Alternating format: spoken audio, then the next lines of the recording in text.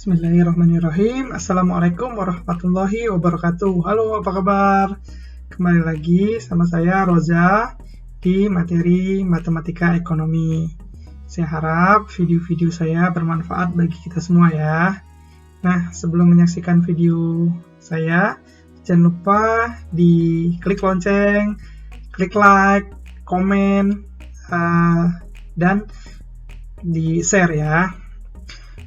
Oke, saya harap kita semua dalam kondisi sehat dan prima. Oke, selanjutnya kita lanjutkan lagi materi kita di Matematika Ekonomi.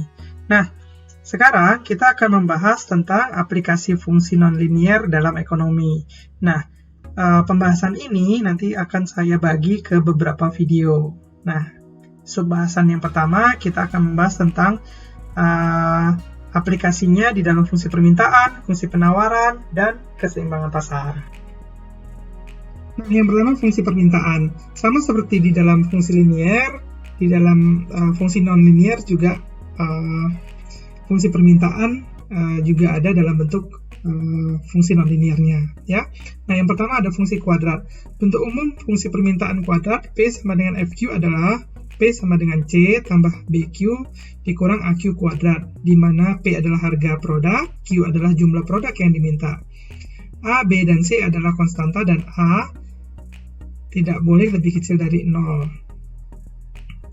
Nah, bentuk umum fungsi permintaan kuadrat atau Q sama dengan FP adalah Q sama dengan C tambah BP dikurang A P kuadrat.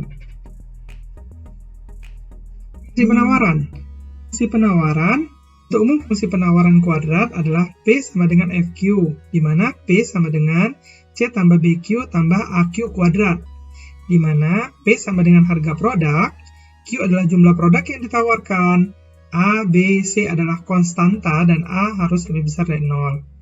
Nah, sedangkan pada fungsi penawarannya berbentuk Q sama dengan FP, maka bentuk umumnya menjadi Q sama dengan C tambah BP tambah AP pangkat 2 atau kuadrat, di mana P adalah harga produk, Q jumlah produk yang ditawarkan, A, B, C adalah konstanta, dan A harus lebih besar daripada 0. Oke, selanjutnya permintaan, penawaran, dan keseimbangan pasar.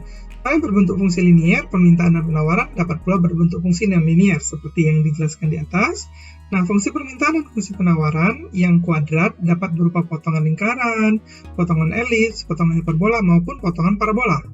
Cara menganalisis keseimbangan pasar untuk permintaan dan penawaran yang non-linier sama seperti halnya dengan kasus yang linier. Keseimbangan pasar ditunjukkan oleh kesamaan QD sama dengan QS pada perpotongan kurva permintaan dan kurva penawaran. Begitu juga dengan PD sama dengan PS.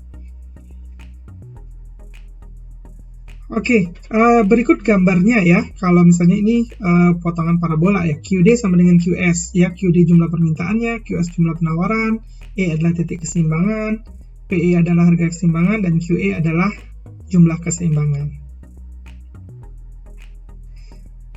Analisis pajak juga bisa menggunakan fungsi non-linier ya. Analisis pengaruh pajak dan subsidi terhadap keseimbangan pasar juga sama seperti pada kondisi linier. Pajak atau subsidi menyebabkan harga jual yang ditawarkan oleh produsen berubah, tercermin oleh berubahnya persamaan penawaran, sehingga harga keseimbangan dan jumlah keseimbangan yang tercipta di pasar pun berubah. Pajak menyebabkan harga keseimbangan menjadi lebih tinggi dan jumlah keseimbangan menjadi lebih sedikit, sedangkan subsidi menyebabkan harga keseimbangan menjadi lebih rendah dan jumlah keseimbangan menjadi lebih banyak.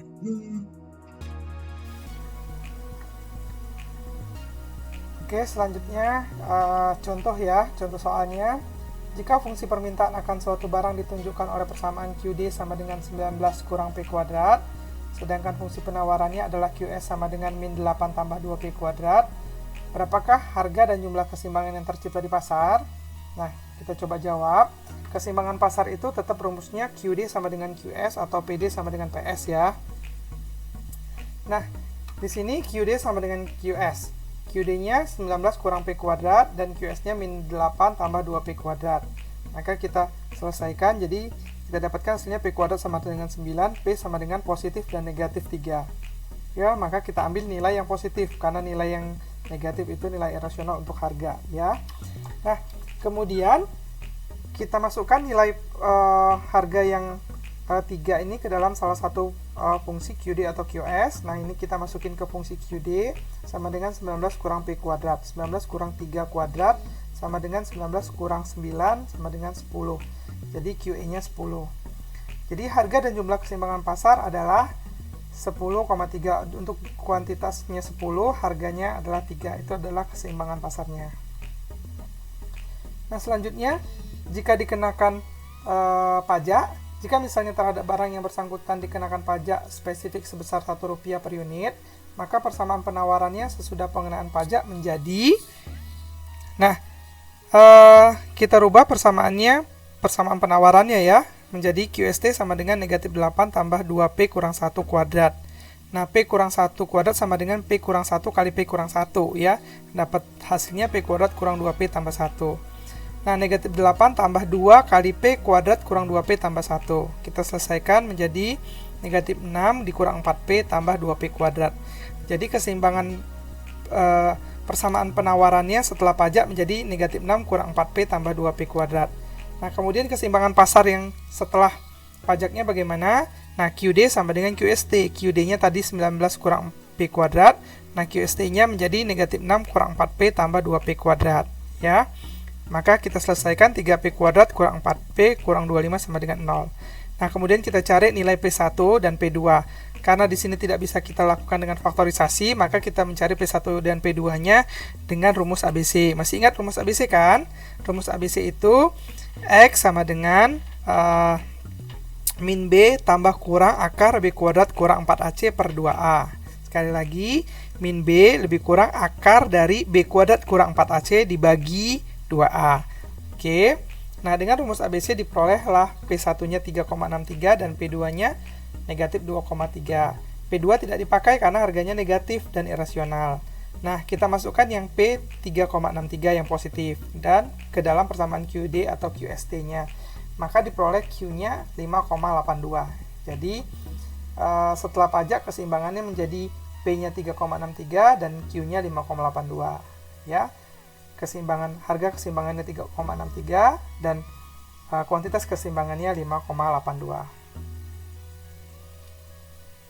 Nah, selanjutnya dapat dihitung beban pajak yang menjadi tanggungan konsumen dan produsen per unit barang serta jumlah pajak yang diterima oleh pemerintah masing-masing. Nah, jumlah tanggungan oleh konsumen TK sama dengan PE keseimbangan setelah pajak dikurang keseimbangan sebelum pajak.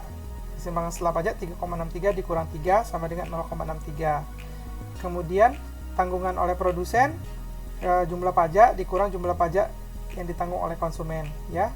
Pajaknya tadi 1, terus jumlah pajak yang ditanggung oleh konsumen 0,63. Maka hasilnya 0,37. Jadi jumlah pajak yang ditanggung oleh produsen 0,37 dan yang ditanggung oleh konsumen 0,63. Kemudian berapa jumlah pajak yang diterima oleh pemerintah? Nah, keseimbangan kuantitas keseimbangan setelah pajak dikali dengan jumlah pajaknya. 5,82 dikali 1 sama dengan 5,82. Jadi total pajak yang diterima oleh pemerintah sebesar 5,82. Oke, cukup paham ya. Nah, seperti biasa, untuk lebih memahami materi-materi matematika, kita harus lebih banyak berlatih mengerjakan soal-soal. Oke, terima kasih sudah menyaksikan video-video pembelajaran dari saya. Jangan lupa di subscribe, klik loncengnya, di komen, dan di share. Oke, terima kasih. Sampai jumpa lagi di materi-materi kita selanjutnya. Assalamualaikum warahmatullahi wabarakatuh.